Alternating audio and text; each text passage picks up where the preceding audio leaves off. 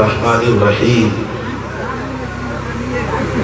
ان الدین عند اللہ الاسلام صدق اللہ مولانا العظیم وبلغنا رسولہ النبی الامین المتین الکریم ونحن على ذلك لمن الشاہدین والشاکرین والحمد للہ رب العالمین۔ نہایت ہی ادب و احترام کے ساتھ نبی پاک اور آل نبی پاک کی مقدس بارگاہ میں درود پاک کا ہدیہ پیش کریں، بآواز بلند پڑھیں اللہم صلی علی سیدنا و شفیعنا و مولانا محمد بارک وسلم صلو علیہ صلاۃ و سلاما علیک یا رسول اللہ صلی اللہ تعالی علیہ وسلم۔ شہدائے کربلا کمیٹی کے زیر اہتمام فقید المثال تاریخ ساز شہدائے کربلا کانفرنس میں ہم اور آپ شرکت کی سعادتیں حاصل کر رہے ہیں۔ آپ اپنے نصیبے پر جتنا ناز کریں یہ کم ہے کہ اللہ رب العزت نے ہمیں اور آپ کو ذکر امام حسین کرنے کرانے اور سننے کی توفیق عطا کر دیا ہے۔ تھوڑی دیر اطمینان و سکون کے ساتھ تشریف رکھیں۔ کمیٹی کی جانب سے اس سال ہمیں عنوان دیا گیا تھا کہ قاتلان حسین کا انجام۔ آپ اکثر سنتے آئے ہیں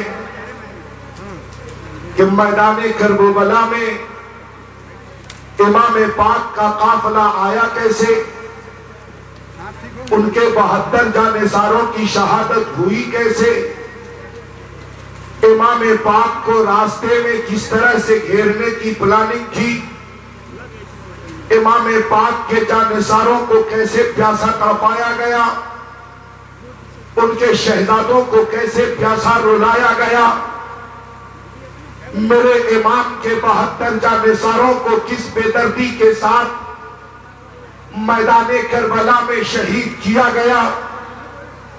آپ اکثر سنتے آئے ہیں کہ میرے حسین چاہ لیتے اگر تو کربلا کی زمین پھٹ جاتی اور سارے کے سارے یزیدی اسی میں سما جاتے۔ اگر میرے حسین چاہ لیتے تو نہر فرات میرے حسین کے قدموں میں چلا آتا۔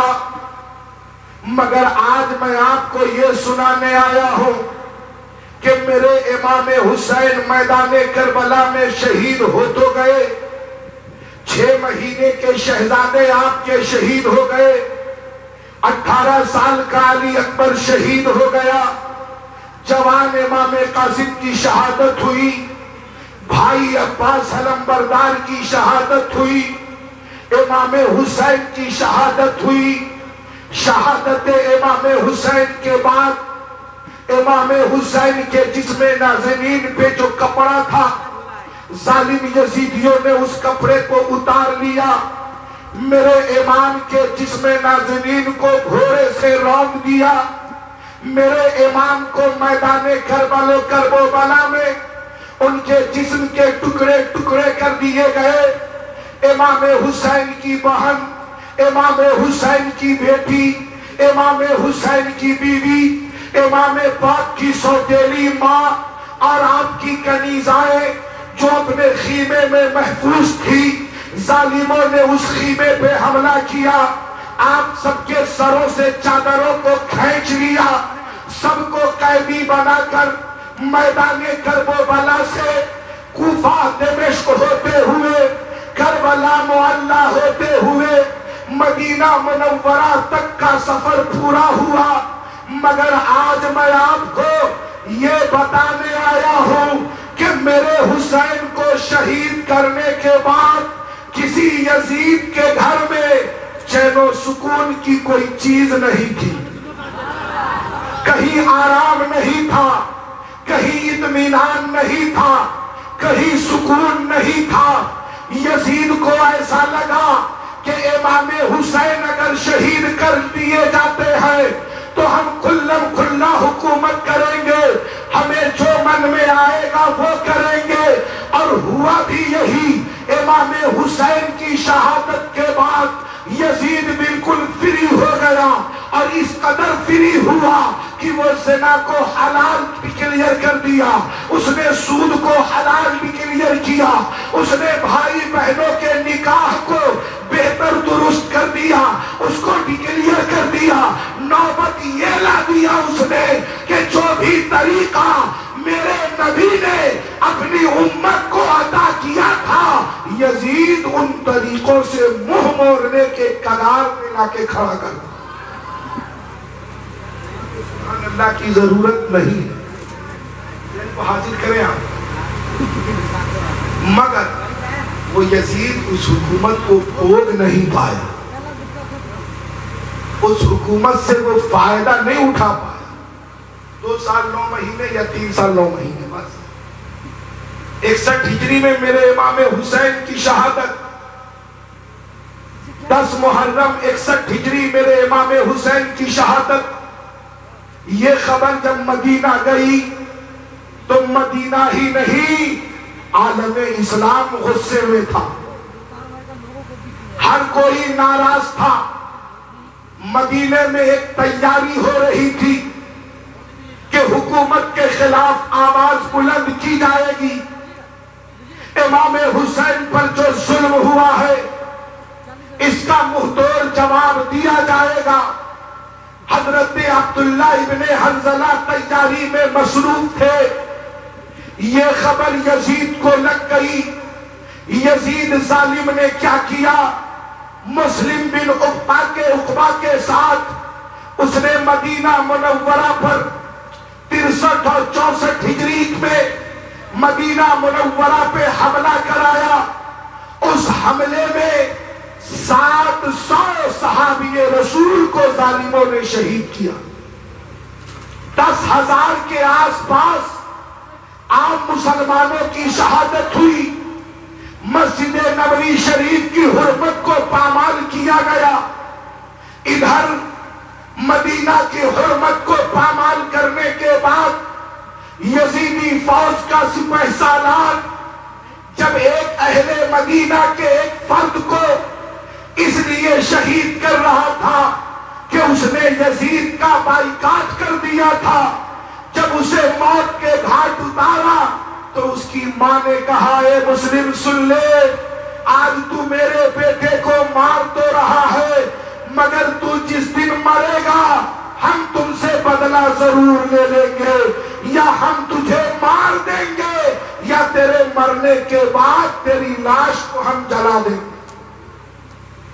جب اس کے مرنے کی خبر اس عورت کو لگی تو یہ عورت پہنچی اس کے قبر تک۔ اس کے قبر کو جب کھودا تو دیکھا کہ اندر میں ایک اژدہا ہے جو اس ظالم کے پورے جسم کو جکڑے ہوئے ہیں، اور اس کے ناک کے اس حصے میں داخل ہو کر پھر دوسرے حصے سے وہ باہر نکل رہا ہے، مگر ماں ہے کہہ رہی ہے جب یہ سانپ پھک جائے گا، اس ظالم کو چوس چوس کر جب یہ سانپ پھک جائے گا تب ہم اس ظالم کو آگ کے حوالے کریں۔ یہ فوج مکہ پہنچی، مکہ پہ حملہ کیا، خانہ کعبہ کے خلاف کو جلایا، خانہ کعبہ کے چھت کی لکڑیاں جل گئی، اس میں بہت سارے تبرکات جل گئے۔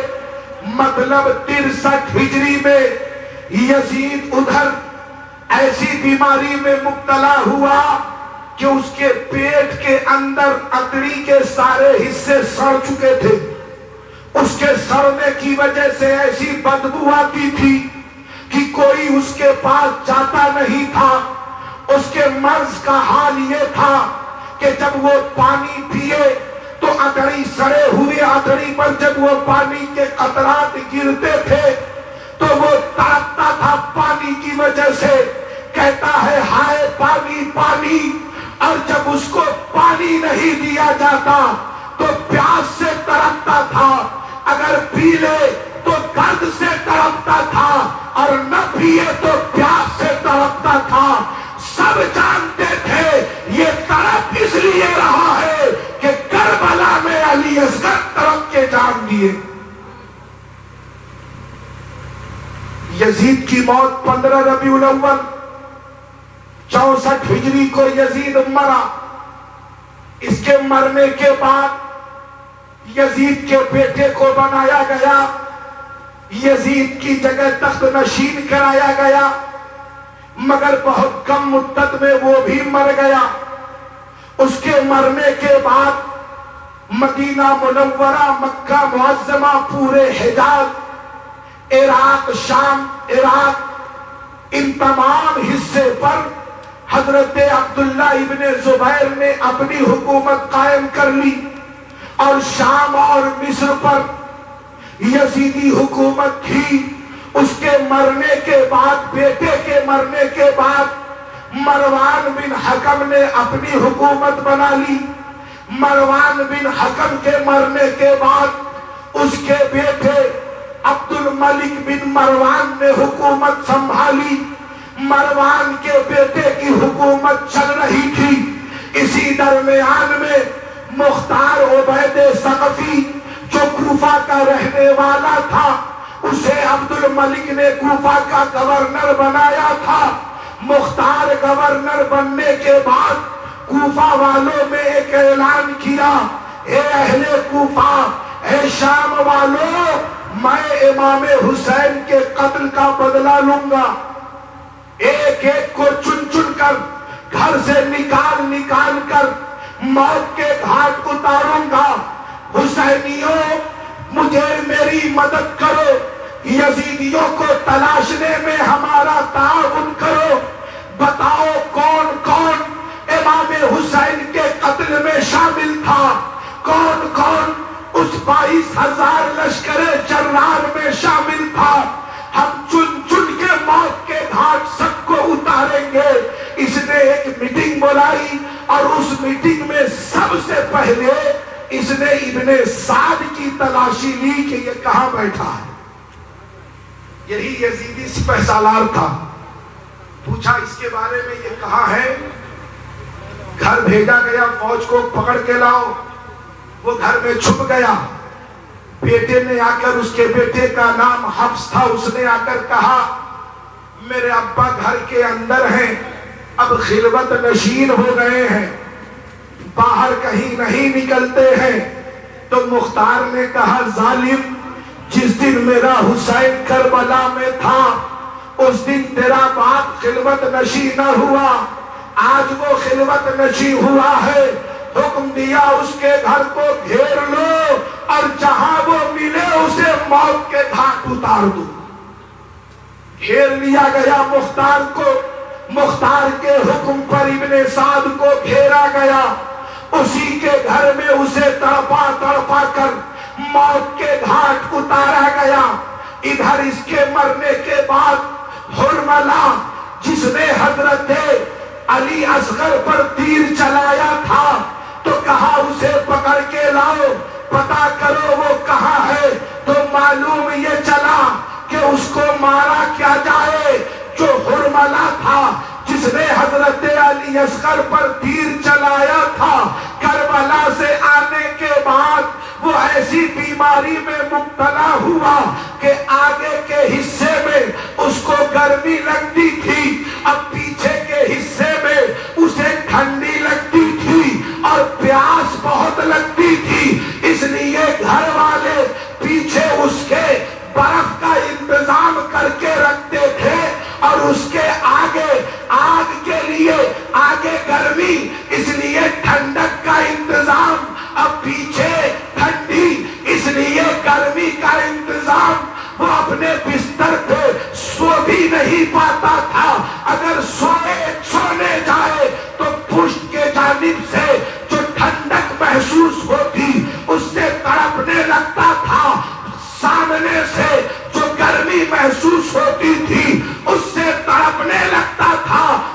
آگے آگے برف کا انتظام اور پیچھے گرمی کا انتظام. عجیب. میرے امام نے پانی مانگا تھا حضرت علی اصغر کے لیے، اس نے تیر چلایا. پیاس لگتی تھی. راویوں نے کہا کہ جب وہ پانی پیتا تھا تو پی پی کر اس کے پیٹ پھول جاتے تھے مگر اس کا پیاس ختم نہ ہوتا. پی پی کر اس کے پیٹ پھول جاتے تھے. ایک دن ایسا ہوا کہ ایسے ہی پیتے پیتے وہ ایسی بیماری میں مبتلا ہوا کہ اس کے پیٹ کے کچھ حصے پھٹ بھی گئے اور اسی حالت میں اس کی موت بھی ہو گئی. وہ بھی مارا گیا. ادھر حرملہ مارا گیا، ادھر سنان مارا گیا، ادھر ابن سعد مارا گیا.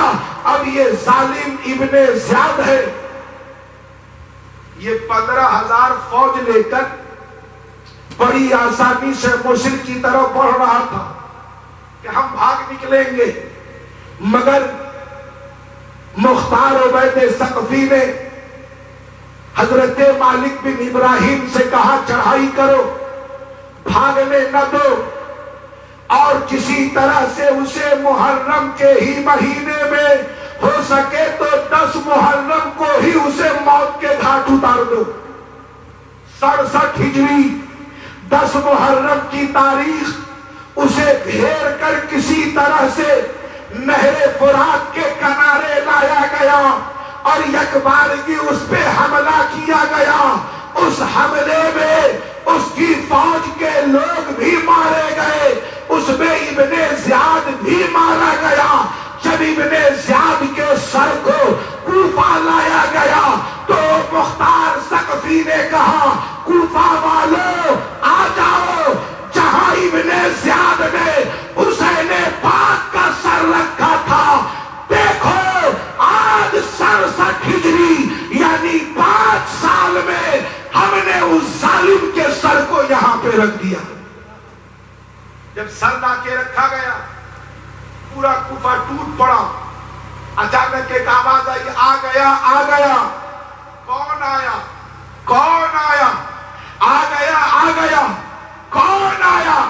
تو لوگوں نے دیکھا سانپ آ رہا ہے. اب سانپ آیا، ظالم ابن زیاد کے منہ میں داخل ہوتا، ناک کے راستے سے باہر ہوتا. کئی مرتبہ وہ ایسا کیا، آتے ہوئے لوگوں نے بہت دور سے نہ دیکھا اور جاتے ہوئے بھی لوگوں نے یہ نہ دیکھا کہ وہ کہاں چلا گیا. حضرات محترم، اب ایک ظالم بچ رہا ہے جس نے امام حسین کے سر کو بڑی تیزی سے کربلا سے لے کر کوفہ نکل گیا تھا. اس کا نام تھا خولی بن یزید. تلاش جاری ہے کہ خولی کہاں ہے، تلاش جاری ہے کہ خولی کہاں ہے.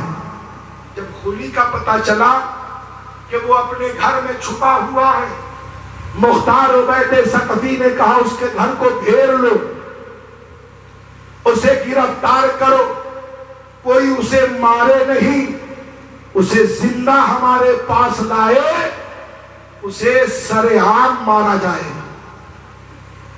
اسے کوئی نہ مارے، اسے زندہ گرفتار کرے. جب گھر میں فوج کے لوگ داخل ہوئے تو خولی بن یزید نے اپنی بیوی سے کہا میں چھپنے جا رہا ہوں، تم کہہ دینا وہ گھر میں نہیں ہے. میں چھپنے جا رہا ہوں، تم کہہ دینا وہ گھر میں نہیں ہے. کہا ٹھیک ہے میں کہہ دوں گی وہ گھر میں نہیں ہے.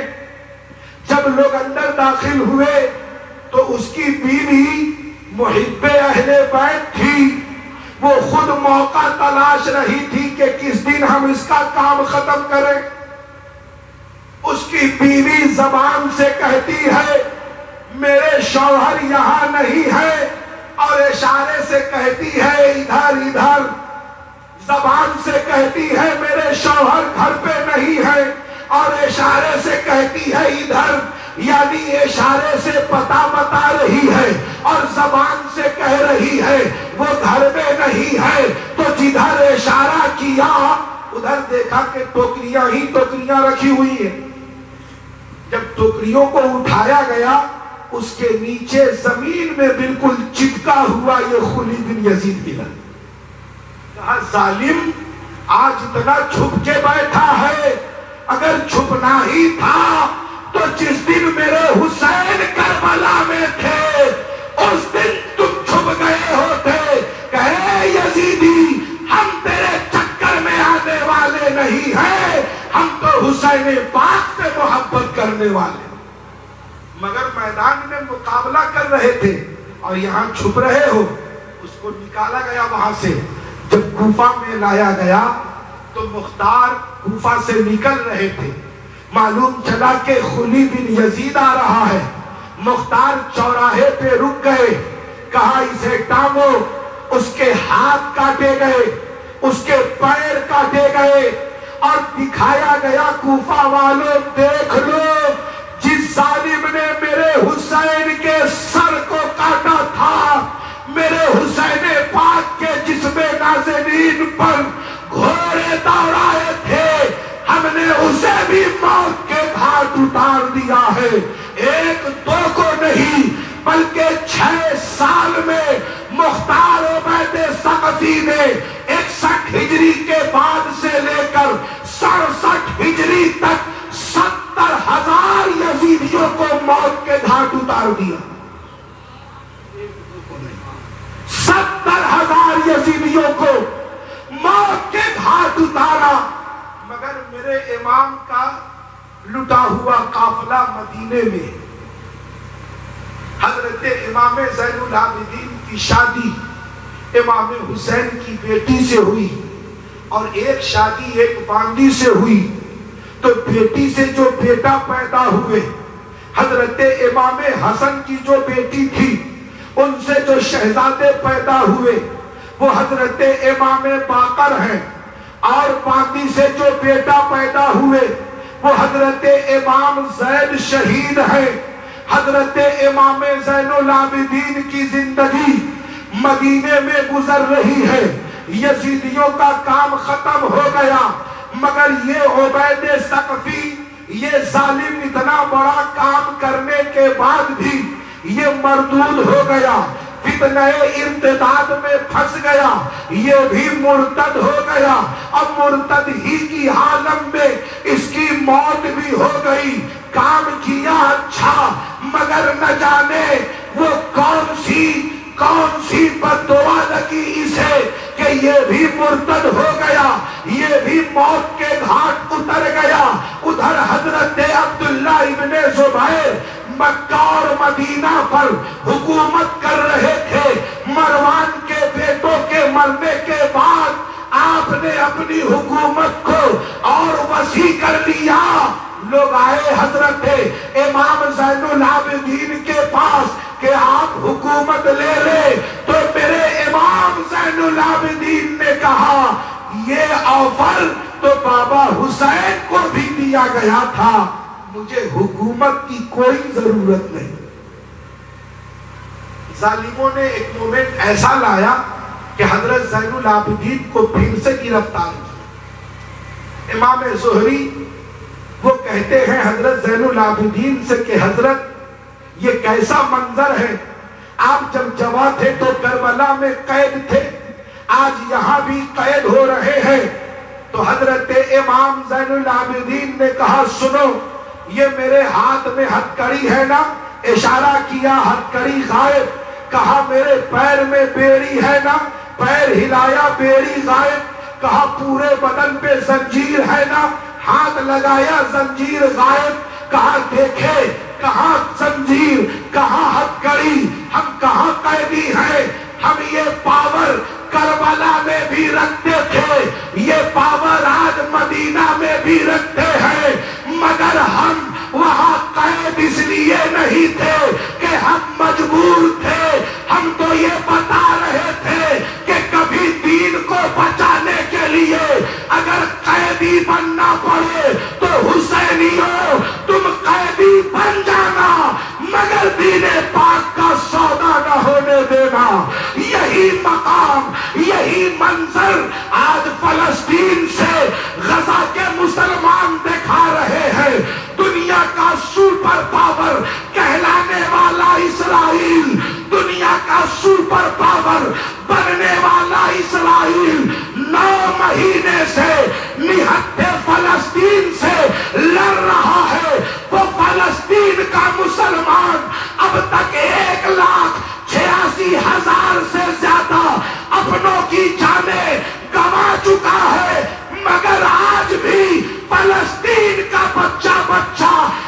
ایک ہی نعرہ لگاتا ہے، ہم جان تو دے دیں گے مگر مسجد اقصی نہیں دیں گے۔